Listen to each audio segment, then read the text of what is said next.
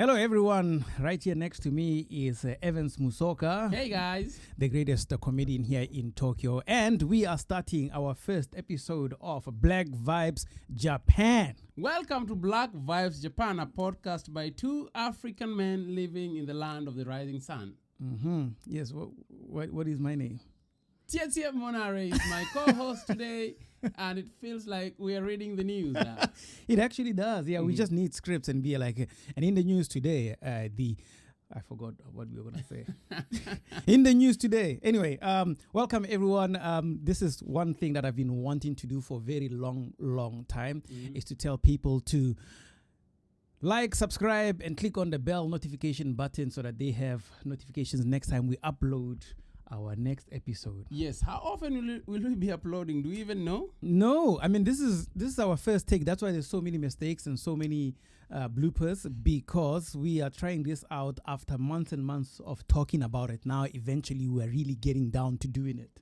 I think it's been more than 12 months of talking about it, so we can say after years. After years, after years of talking. It was last year when we met and we were like, oh, there are so many podcasts, but there's nothing like just that focuses on Africans living in Japan. But that's just it might be a major part of our podcast, but we'll be covering so many topics, current happenings, life in Japan, and anything in between. So if you have any questions or suggestions of what you want to hear about our experiences in Japan, reach out, man. We don't bite. Yeah, absolutely. This is basically what it is. We've been talking for months and months about starting our own podcast because we both live here in Tokyo. Yes. And we don't really have a lot of, Africans talking about their lives or the, happenings here in Asia as much. There was one big YouTube channel that I used to follow, but I think the guy left. I used to do black experiences in Japan. Yeah. And those were really cool. What was his name? Ranzo? Ranzo, yeah. Ranzo, really nice guy, yeah. But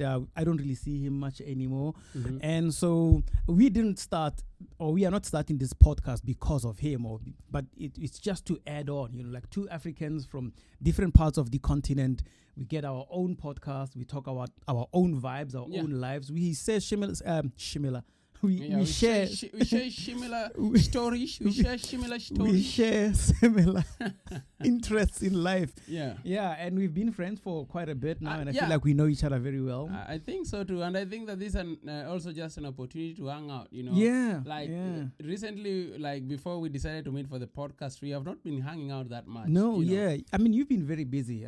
You've been getting 1 million views here and there, 30, 50 million views because of the amazing work that you are doing, and also doing a show every day. I feel insulted. It's not 50 million, it's 68 million. Oh my 28 God. 28 million is like 5 Jamaicas.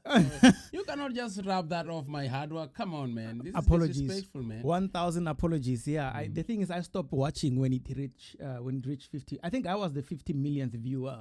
You see, your best friend is the 50th millionth viewer instead of being the number one viewer. This is what we are up against, guys. I trapped myself, didn't I? Yeah, you walked right into it. You walked right into it, man. Yeah. No, but you also been busy, man. Can you tell people what do you do in Japan? I don't want to talk. Yeah, I'm a weatherman. I'm a meteorologist here in Japan. I work as a weather presenter for the national broadcaster here called NHK. Those bastards. I'll bleep this one so it's okay. Yeah. Are you bothered by the fact that they come to your door now and then and they want you to pay the subscription fee? You know what? I actually prefer Jehovah Witness to NHK knocking my door. I prefer the Japanese Jehovah Witness. They always knock my door. And I just pretend as if I don't speak Japanese, and then they turn into English, and then I pretend I don't speak English. We play that game until they give up. How do you handle the NHK people then? I just don't open the door. That's why I have a camera. You're like, NHK, I don't have a TV. The good news is I am not here to hound you about paying your NHK TV license. When I saw you coming, I was like, oh shit, I'm not opening my door. Oh, come on. You saw this beautiful face, and then you thought, oh my goodness, I gotta let this guy in. Because I know you're kind of gay these days, so I'm not really sure. Everyone is gay. Since I started having some sort of fashion, people have been calling me gay. And it's fine. It's a compliment. Yeah, it shows that, my fashion sense has really improved. He does dress well these days. You do dress well. What's been happening? Funny enough, actually, I have really toned down my dressing. I am very minimal. I'm sticking to very neutral colors, black, white, and gray. And I think it's just a maturity thing. I'm over the super bright colors. To me, it sounds a little bit like you're assimilating to Japan. Which is not a bad thing. I love Japanese dress code. Actually, oh yeah, it's very minimal. It's easy. And you don't need if you have, for example, a T-shirt from Nike, and it's a yellow T-shirt, how many occasions can you wear that? Yellow is quite a bizarre color as well. You have a couple of yellow T-shirts. I don't have a yellow T-shirt. You are gayer than me. Why are you gay? You are gay. I love. You don't have any yellow T-shirts? No, I don't have a yellow T-shirt. What about pink? Yes, I have 3 pink ones. You came in pink today, actually. Yeah, I came in pink and then I changed because it was all sweaty. It's summer now, so the heat is on full blast. Yeah, but also pink is a good color. I don't mind rocking pink, especially now, for example, when they're making the festival, Tokyo International Comedy Festival T-shirts, they were messaging me like, hey, Evans, what do you think about pink? Would you rock pink or purple? I'm like, I'll take pink all day. Pink is nice. T-shirt is nice. I think purple gives the impression that you are sexually deprived or something. That's what I've heard, And I don't think you are sexually deprived. I am very sexually deprived. Look at my eyes. My eyes are not red because I'm not sleeping. Famous people get booty a lot. Who told you? Because that's the impression everyone has, and then nobody ends up giving you booty because you get so much. Okay. This podcast is not here to discuss your sex life because thank you very much. We will end up having 10 episodes just about your discuss something that does not exist. Modest, aren't we? Yeah, I think this being the first episode, I think we should just dedicate it to you, man. I think we should just come down to really dissecting who you are as a person, because I think people want to know who are they watching or listening to. So just tell people I'll be asking questions, and if you just feel like you have anything you want to add on or great, go. Let's flow with it. So how did you end up here, man? Okay, so let's start a little bit in the beginning. In that I have my background is in geography, and I do a lot of atmospheric science. So I study the weather. Man. Yeah, I'm a geographer, man. I love that stuff. I nearly said the S word. A little bit. Sometimes I feel like I am, but I'm not. You love rocks and shit? Yeah, I do love rocks. Yeah, I love landscapes. You have autism. Oh yeah, that's what I learned after coming out of Africa. If you love rocks, you're autistic. Oh, thank you. I'll take it. But so I'm a geographer mostly, and now I work at NHK, the broadcaster here, the national broadcaster, as a meteorologist. So I present the weather on the English channel. So I can't really speak Japanese. I don't present in Japanese. I work for the English channel, the one that's more international. So I'm actually more recognized outside of Japan. So that's people in the United States, people in South Africa, people across other parts of Asia, they have access to NHK and they get to watch our channel. Because, Japanese people don't really watch English TV. Not really. But during the interview, was Japanese a requirement? Did they ask you Japanese questions? No, not at all. Really? Not at all, yeah. Everything was just English? Everything was in English, and they told me that I will mostly be dealing with English-speaking colleagues. So but how did you land that role, man? Did you do weather back in South Africa before you moved here, or what was? Yeah. My background is in that. I work for the South African Broadcasting Corporation called SABC. Oh, SABC. We call it SABC in Kenya. Oh yeah. SABC. That's where I started my career as a weather presenter, and I worked there for about 9 years. Wow. Yeah, and a few. Closer to the 8th and 9th year, I was getting a little bit tired of living in South Africa. I wanted to explore. I think South Africa is dope, man. South Africa is great. I think it's one of the best countries in the world, and an incredibly beautiful country. What's the best country in Africa? It has to be South Africa. Oh, fuck off. Fuck off. I had to curse. I'm sorry, but fuck off.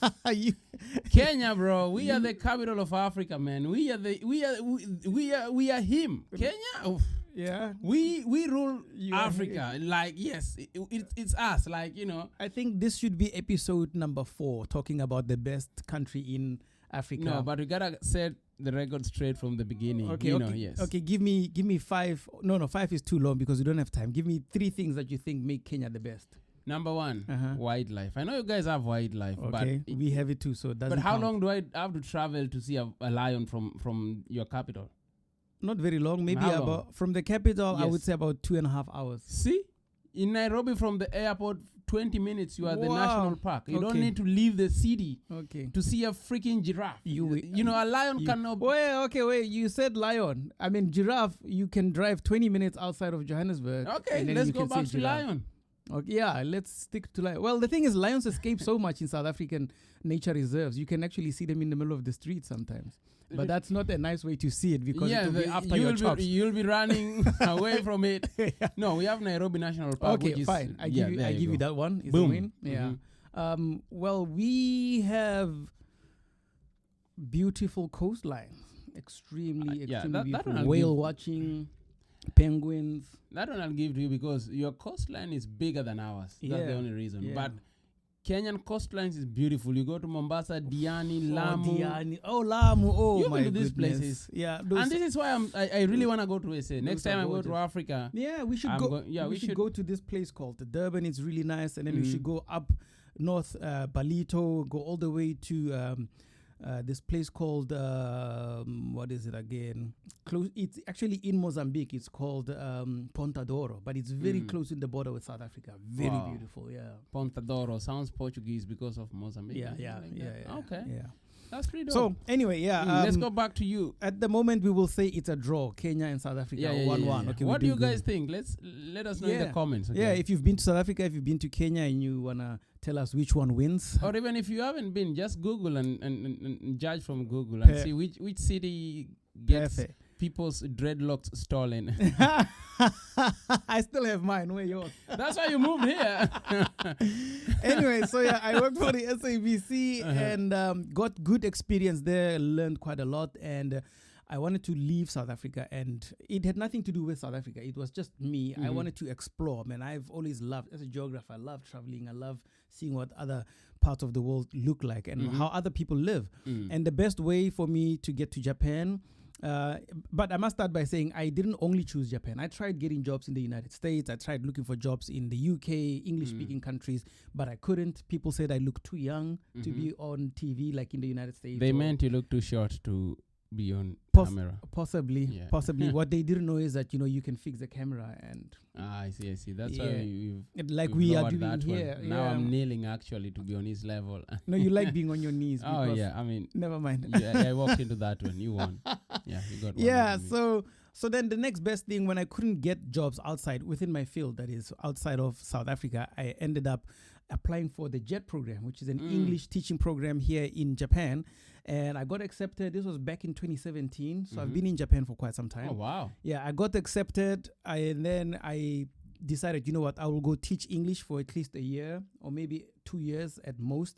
And while I'm there, I'll start looking for jobs. And, because you got to get your foot in, and then you work your way from there. And that's how I got to Japan. Started teaching English in a small town called Nagasaki, all the way in the south. Yeah, and I think I was the only black person when I got there. Yeah, possibly why they changed the name to Nagasaki. Call it Nagasaki. That did not happen. But I lived there. I taught English. It was quite nice. It was a little exhausting because I was talking all the time, to little children and teaching. Who do not understand you. They have no idea what's touch going your on, hair and shit like exactly. that. Oh, like Tsietsi sensei, kami moja moja. It's also and kancha you. Oh yeah, I actually had that. One little prick wanted to kanjo me. But I think now there's a rule, like the kids have been told do not do that. Like I think it has changed. But same to me when I started teaching here, man, it was something that really annoyed me because you can't lay your hands on the kids, and that's one thing I don't like about Japan. That is kind of weird because I would whoop ass, dog. Take out your belt. Good one, I'm telling you. I know. Finger me, basically, you cannot do that. It's and get away with it. And get out laughing and without your consent. Yeah. No way. No, I think now that it's changing and it's going away, I think it's a good thing. But a few years ago, it was a very common thing all over schools and just like kids. It's something kids enjoy doing. Yeah, that's true. I remember I also nearly backhanded a kid for that because the little prick was behind me and did that, and I turned around and I was ready for it. Yeah, and then. A voice of reason came, and then I said, hey, you don't want to get fired, bro. Voice of immigration came. Yeah, voice of immigration. Deportation. Voice of deportation. Be careful. You don't want to go back to Mzanzin, nigga. Go back to Africa. Go back to where you came from. Yeah, so... Okay. Yeah, so how long did you do the English teaching I taught for 2 years, bro. How was your experience? Did you enjoy it? Was it exhausting or very exhausting? But I must say the first year was really nice. The first year you get to meet lots of people from different parts of the world. I think the biggest constituent of JET program is from the United States. So I got to meet a lot of Americans. I met British people, Singaporean, and a bunch of other South Africans. That was really nice for the first 10 months, but then I got bored because it's the same thing. Like you say, kids don't understand. You're too young. English is not their thing. And Japanese children actually don't care about English. You know, they don't really learn that much. But it was quite fun. And I think the cultural exchange was great. Getting to teach children about diversity of South Africa, South African culture, and a bit of our history. They enjoyed those stories instead of learning, you know, verbs and nouns and adjectives and all that stuff. I think mostly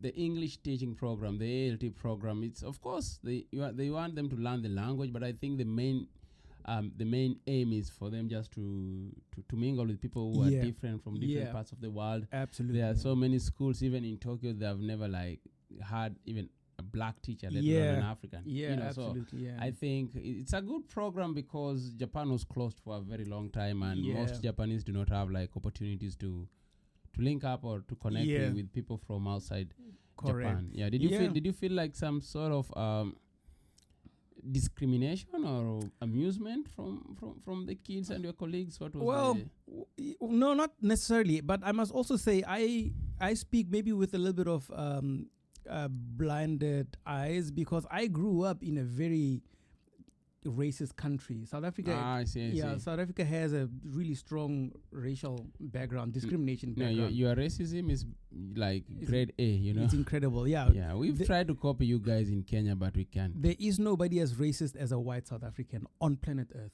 Really? Nobody. Yeah, those people are racist to the core. I mean, obviously not all of them. I mean, I've got white friends. Everyone says that. I got black friends too. I'm one of the good ones. No, true. I mean, not everybody. Not white South Africans. Please, you can still like and subscribe to our channel. There are, but you do know the truth is the truth. There are some white people that are extremely racist. That one we know. Even like in Kenya, we can tell. Like we can tell. Like people don't understand, but we kind of have a very good, like, large community of white people in Kenya too. But not as big as South Africa or Zimbabwe. But we have white settlers in Kenya, right? Even now, who have still own land and they own these companies and everything, and they treat black people as shit, like trash. Like trash. You cross to their land, they release dogs for you and shit like that. It sounds just like South Africa. It is, it is there, but it's not there to the level of South Africa. South Africa, the white people are way too comfortable there because, we let them get away with a lot of things. They still treat us like trash, even though we've been in government for such a long time. Not that long, but for quite some time. Why do you think, like, the government is not really... It's just letting them get away with murder, basically. This is episode 1, everyone, so the conversation will go in all sorts of directions. And I feel like we are jumping. I think we are going too much inside. Just answer that, and then we go very briefly, and then we get back to your story because we have 10 more minutes. Already. I think for a long time, like the white people had such a strong rule for a long time, and they still hold so much power, economic power. Okay. Yeah, that's why it's. And I feel like Africans are quite soft, man. We are very forgiving. We forgive people before they even ask for forgiveness. So we let people go, let them get away with stuff. Because Jesus said so. Okay. As we move along. So then Hallelujah. Amen. Forgive 711 times. Oh my God, 711 times. Yeah. So then, 2 years in Nagasaki. By the second year, I was fed up. I couldn't teach anymore. I couldn't live in Nagasaki anymore. I love big cities. I come from a small town in South Africa, but I lived in Johannesburg for quite a long time. What's the name of the town? Wolmaranstad, the great city of Wolmaranstad. Wolmaranstad. That's where I come from. That's a very nice... It sounds like Antananarivo. Wolmaranstad. Yeah, it's Afrikaans. It's like say that again? Wolmaranstad. Stad means city. Oh, Wolmaranstad. Yeah, Wolmaranstad. How far is that from the capital? From Pretoria. So when you say the capital is Pretoria. But I think you mean how far is it from Johannesburg? Yeah, the biggest city. Yeah, it's about 3 hours drive from Johannesburg. If you drive the car I used to drive. Yeah, but if you drive the car I drive now, it's a lot faster. So we are good. Look at you, man. You made it, man. We are good. Nice. I don't even have a car in Japan, so yeah. Don't get a car in Japan. No, you got a car. Wait, okay. Again, you see, it's we're about go you, back man. and forth. Don't talk about me. It's about you. Yeah. So, so you end up in Tokyo. Let's move now from Nagasaki to Tokyo. I applied for a job. How did that happen? I applied for a job at NHK because. So did you just Google like, hey, what jobs? I was fed up. I looked up the people that work at NHK, followed them on Instagram and social media, and then from there, some people leave their email addresses there. Yeah. So I contacted one of my current colleagues now. I said, hey man, please get me an email to your boss so that I can send in my resume. And he was nice enough. 2-3 days later, he responded. He said, wow. Yeah, that's cool. We actually need people right now, you know. And so he forwarded my resume or CV to my current line manager now. And she called me a week later for an interview. So we spoke on like FaceTime. Yeah, that's when I had an iPhone. I don't anymore. Yeah, we spoke on FaceTime, and then she asked me if I could come in for a screen test, like almost like an audition. Yeah. So I came to NHK from Nagasaki. I came to NHK. I did a screen test, another small interview, and just like that, they said, "When can you start?" I said, "I can start next week." Yeah. And so for that, you just showed them a middle finger. You didn't give like a 30-day notice. No, I did. All this happened in April. I went back to Nagasaki. I gave them a notice. I said, "Hey, 1 month from now, I'm gonna quit my job." But then I was my contract was close to ending anyway. My contract was gonna end in July. Yeah. So then they asked me, "Is there a possibility that you can stay until the summer? Until July?" And I said, "Yeah, I could." I spoke to NHK. NHK said, "Yeah, fine. If you can start in July, that's also great." Yeah. So I finished my contract. That's why I did my full 2 years on Jet. Yeah. So that finished in July. Packed my bags. And I said, sayonara Nagasaki. And now I'm in Tokyo. It's been 6 years now, six glorious years until I met you. And then they became not so glorious. They became very glorious. Glorious. Yeah, glorious. Yeah, so that's how I got to NHK. Yeah. Wow. And how has been your experience at NHK? Is this somewhere you feel like you want to work for a long time? Or I love that place, man. I love NHK. My work, I don't even know if it's NHK or just my work because I feel like working in the newsroom gives me such pleasure. I love being on TV. I love working the job that I do, climate change, and talking about extreme weather events. So yes, my career itself is a very cool and nice job. Being a weatherman is really nice. Yeah, dope. I actually wanted to be on TV when I was growing up, but we'll get to that. You are very close now, Yeah, I'm heading there. Almost. So I feel like I call my job my therapy. I wouldn't be in Japan had it not been for my job. There was a time when I was very tired and very sort of demotivated by living in Japan because of the red tape, lots of rules, which are things we will talk about in later episodes, about living in Japan. No, we have a lot to talk about. The thing, another reason I wanted to start this pod with is because of the experience you have. You've been here for quite some time. Yeah. So you're not just still in the honeymoon stage. You've gone past that, and you love and hate this country in equal measure. So exactly, you have like perspective as well as me. I've been here 12 years now. Wow. This is my 12th year. It's crazy. Wow. Yeah. No, don't clap. I have not achieved anything. So don't clap. But I've achieved to stay alive. If you're alive in Japan for 12 years, yes, you're killing it, bro. I was about to say, but if man, you haven't taken your life or someone else's, okay. Yeah, I was about to say, but man, if you can just manage to get up and go about your business for 12 years in Japan, you have made it. Without any criminal record, no jail time, no any illegal, no ticket when driving. Yeah. Never been arrested. Yeah, no, that is a victory. It needs clapping. We need a beer for that. Yeah, I think we need to pop one open for that, man. For sure. Yeah. So that's pretty dope, man. Yeah. Is there anything? As we conclude the episode, is there anything you feel like the audience will be excited to know about you? Quite a lot, actually. Apart from your work, what else do you do out of work? And some of my interests, I think a lot of people always find it so weird that I do I do these things. Like people look at me, they see me on TV, and then they think I'm this really formal and serious person, whereas I'm just a big clown. I love eating avocados almost every single day. Yeah, you're Mr. Avocado, man. Every day I log on your Instagram. On my Instagram, you see avocados. Perfect catch today. Yeah, by the way, avocado if you wanna, and wine. yeah, avocado and wine, the blood of Christ. Yeah, I am very blasphemous. I grew up in a very Catholic home. My mom is still very religious now, but I have gone wayward. That is one of the very funny and interesting parts about my upbringing. Are you an atheist or are you? No, I'm not an atheist. I still believe there is a bit of a higher power out there. Sometimes it's not God. Sometimes it's just nature and the universe itself. I see. But sometimes when I'm in real deep shit, it is God. And I'm like, God, please, you get me out of this situation. I promise I will never swear again. Yeah, you're same as me. Like when I'm in a corner, I go back to my roots. Yeah. I pray to Jesus. Yeah, the nice part is God will never abandon you. So Yeah. Even if you abandon him, you know, he's always there, but sometimes I don't believe he's there. Yeah. So I'm just human. I have a brain and you have a brain, and of it course. can change now. You think about everything that's happening in Gaza, and then you think, where is God now? Yeah. You know? Yeah. All those children dying and shit like that it's not pretty at all, man. Correct. Yeah. So some of the other more interesting things about me is I am a great lover of the outdoors, but at the same time I am a great lover of being at home, eating my snacks and playing video games. You have to choose one, man. You cannot choose. You cannot say I'm straight and I'm gay at the same time. No. I mean, but you can't be right bisexual. Now I am. That's Yeah. true. You're bisexual.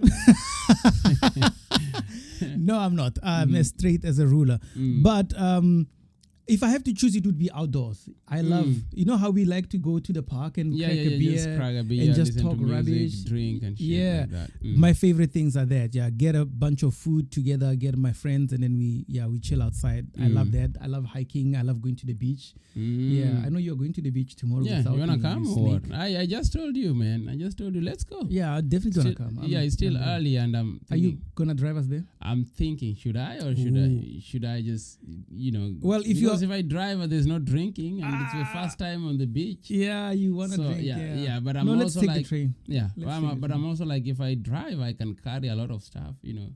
A lot of barbecue you can stand and shit like that. But no alcohol for you. Yeah, that's gonna be no. Tomorrow I have to drink. Sorry, guys. Yeah. Tomorrow. Which beach are we going to? Uigahama.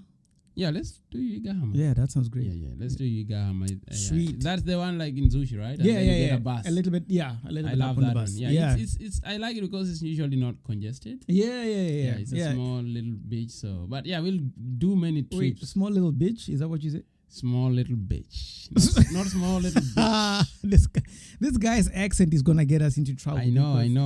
But it's gonna get us out of trouble because I'm like, no, I meant this when I meant beach. this. Yeah, exactly. Okay, perfect. Okay, we are coming to the end of our first episode. I really hope you enjoyed everything. Next episode, we're going to be talking more about Evans and his interests in life, how he got to Japan, and how he has been doing. And with that, it's actually a goodbye from me. Do you have anything else to add, bro? Not really. I think we have had a good episode today. It's an introductory episode, and we are two people who have a lot of experience and long lives lived. So our introductions are gonna be compressed in the first two episodes, where we just like what we just did with my co-host here, Tsietsi.